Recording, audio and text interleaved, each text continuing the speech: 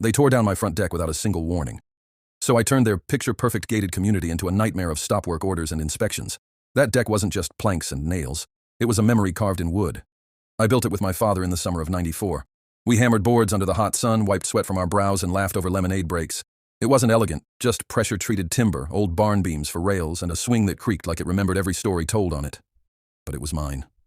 I sipped morning coffee there, watched thunderstorms roll across the horizon, even rocked my crying daughter to sleep on those creaky chains. Then one Thursday, I came home to wreckage. Splintered boards, bright orange tape, and a notice taped to the door. Structure removed. Violation 3.14. Unauthorized construction. Unauthorized? That deck had stood there 30 years, long before the HOA even existed. They claimed it wasn't visually uniform, called it a hazard, and insisted they'd mailed me notices. I never got a single one. Just a destroyed memory and a fine. I requested a meeting. Denied. Showed them old photos proving it had always been there. Ignored. But here's what they didn't know. I'm a licensed structural engineer. And once I worked for the city's zoning office. So I dug into their bylaws. Every word of that 97-page PDF. And there it was. All HOA-approved projects must be cleared by a licensed professional and permitted by the city. Guess what? Their new lake gazebo, the tennis court lights, those ugly brick columns at the gate, all illegal. No permits. I filed challenges on every one of them. Zoning, electrical, environmental, ADA compliance.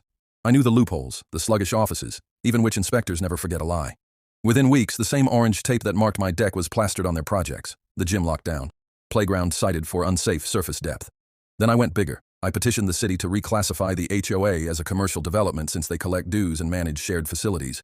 That meant stricter codes, more inspections, endless red tape.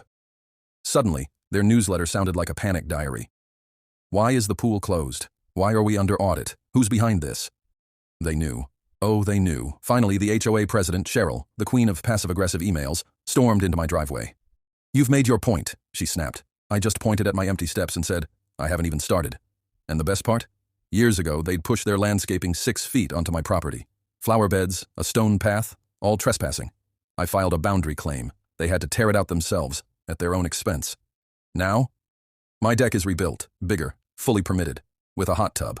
And the HOA, buried in lawsuits, fines, and resignations. Cheryl? She sold her house and moved into a condo. No HOA.